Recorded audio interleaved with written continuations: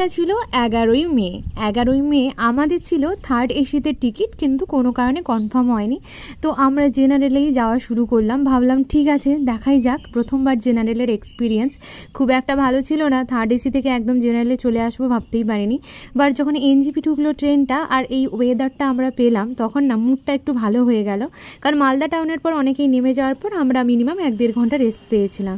তাতে তো আর হয় না। সেখান থেকে এনজিপি থেকে আমরা গাড়ি নিলাম আর এগিয়ে গেলাম আমরা লেপচা জগতের উদ্দেশ্যে। দার্জিলিং আমি অনেকবার ঘুরে এসেছি, তো এবারে আমাদের ডেস্টিনেশন ছিল লেপচা জগৎ।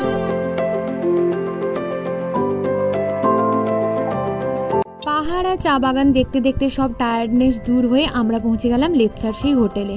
এসেই দাদা তাড়াতাড়ি আমাদের একটা চা দিয়ে দিলেন, কারণ আমরাও এসে গেছিলাম সন্ধ্যের দিকটাতে। তাও সন্ধ্যের সময় এরকম একটা ভিউ আমরা পেয়েছিলাম। চাটা খাওয়ার পর আমরা লাঞ্চ করে নিয়েছিলাম, কারণ ওয়েদার প্রচুর খারাপ ছিল তখন, আর বৃষ্টিতে আমরা ভিজে ভিজেও এসেছিলাম। সন্ধ্যের সময় আমরা একটু হাঁটতে বেরোলাম, কারণ সারাদিন আমরা ল্যাদ খাচ্ছিলাম। আর হোটেলটা আমাদের তোমাদের দেখাচ্ছি, হোটেলটা ছিল মমতা হোমস্টে। মমতা হোমস্টে আমি আগে একটা দিদিরা গেছিলো বলে সেখান থেকে আমি ইনফরমেশন পেয়েছিলাম। তোমরা যদি যেতে চাও আমি তোমাদেরকেও ওই হোটেলটার আমি অ্যাড্রেস দিয়ে দেবো। হোটেলটা খুবই ভালো, যে দাদা ছিল দাদার বিহেভিয়ার খুবই ভালো।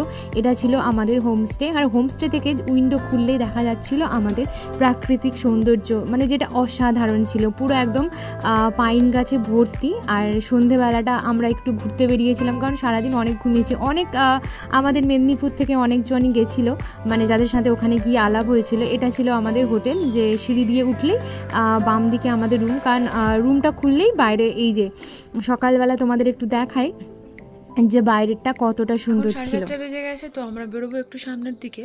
তার জন্য দাদা এসে আমাদের আগে থেকেই চাটা দিয়ে গেল। তো রেডি হয়ে আমরা যাব ভিউ পয়েন্টে, তোমাদেরকেও আমরা দেখাবো।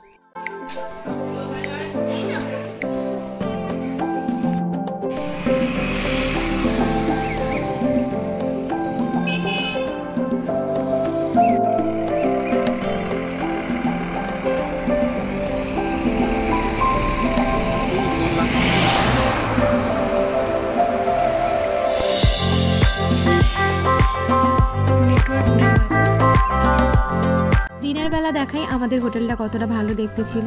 এই যে মমতা হোমস্টে লেপচা জগৎ লেখাই আছে। এই হোটেলটাতেই আমরা ছিলাম। দূরেও পাইন, সাইডেও পাইন, চারদিকে পাইনের মাঝখানে থাকতে খুবই ভালো লাগছিল।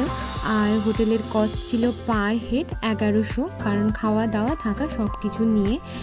কারণ খাওয়ারও খুব ভালো দিয়েছিল। দিনের বেলা ডিম দিয়েছিল, রাতে চিকেন দিয়েছিল, তো খাওয়ার কোনো কথা হবে না। আর দেখা যাক সকালের ব্রেকফাস্টে কী কী দেয়, কারণ আমি শুনেছি যে এখানকার নাকি লুচি আর আলুর দমটা খুব ভালো হয়।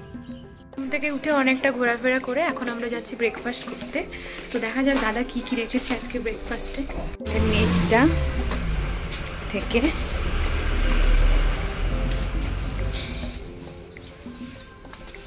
রান্নাঘর ছিল ওটা।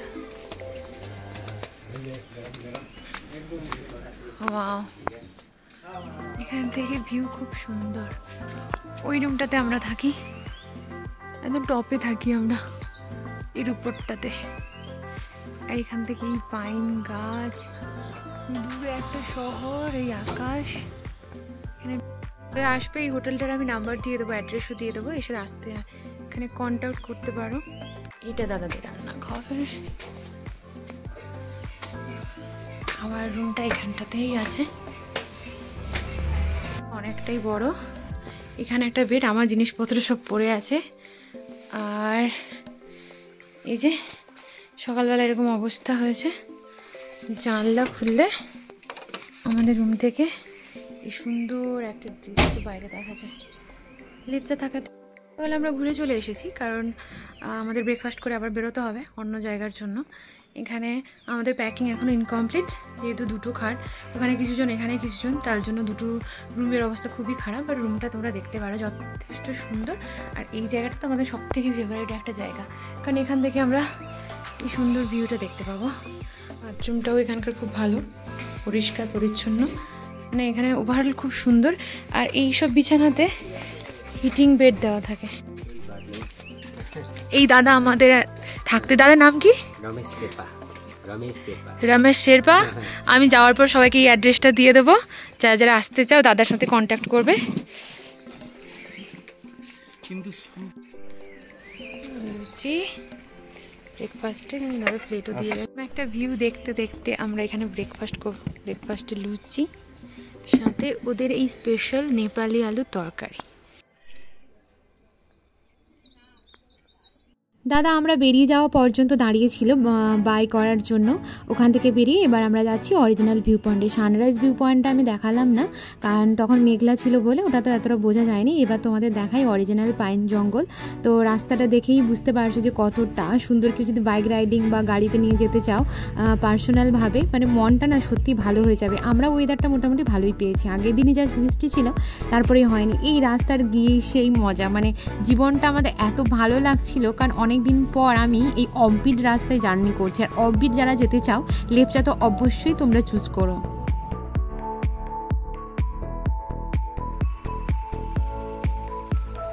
এবার আমরা মাঝখানে পেয়ে গেলাম কিছু দূর আসার পর এই পাইন জঙ্গল, যেখানে ঢুকতে গেলে পার হেড 20 টাকা করে নিচ্ছিল। তো তোমাদের দেখাই ভেতরটা কতটা সুন্দর। তো আমরা ওখানে এগিয়ে গেলাম টিকিটটা কেটে। এখানে খাবার দাবার অনেক কিছুই পাওয়া যাচ্ছিল, ম্যাগি, মোমোজ, যে যা খেতে চায় এখানে পাওয়া যাচ্ছিল। তো দার্জিলিং তো আমরা অনেকবারই গেছি, তাই না? তো কিন্তু অফবিট মাঝে মাঝে ঘুরতে গেলে মনটা ভালো লাগে। তো তোমরাও এরকম একটা অফবিট ট্রাই করতেই পারো, মানে আমি তো অবশ্যই রেকমেন্ড করব মন ভালো করার জন্য। লেপচা শেষ করে আমরা যাচ্ছিলাম গুরদুম ভিলেজের উদ্দেশ্যে। গুরদুমটা যে কতটা সুন্দর সেটা আমি দেখাচ্ছি।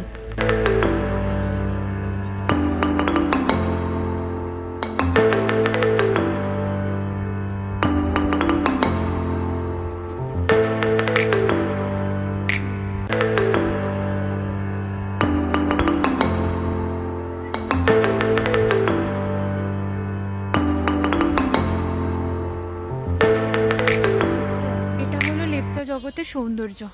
এখানে আসতে হলে বাইরে থেকে 40 টাকার টিকিট কেটে নিতে হয়, সরি পার হেড 20 টাকা কেটে নিতে হয়। তারপরে এই যে সৌন্দর্য এখানকার, ফটোতে এতটা ভালো আসছে না, কিন্তু ন্যাচারালি এটা খুবই সুন্দর। যারা আসবে বুঝতে পারবে। একদম চারদিকে পাইন গাছের সারি, আর প্রচুর ঠান্ডা, তাই আমার কথা আটকে যাচ্ছে। এখানে প্রচুরই ঠান্ডা। তোমরা দেখো কি সুন্দর পেছনটা। উপরে লেপচাকে আমরা টাটা করে দিলাম, কারণ এখন আমরা যাব গুরদুম। লেপচার ঘোরা শেষ। এখানে যে সৌন্দর্য, যেতে তো ইচ্ছে করছে না, কিন্তু আমাদের যেতে হবে। তো তোমাদেরকেও দেখাবো যে গুরদুমটা আরও কতটা সুন্দর। যাই না এখনও, জাস্ট লোকের রিভিউ দেখেই আমরা ওখানে যাচ্ছি। তো টাটা।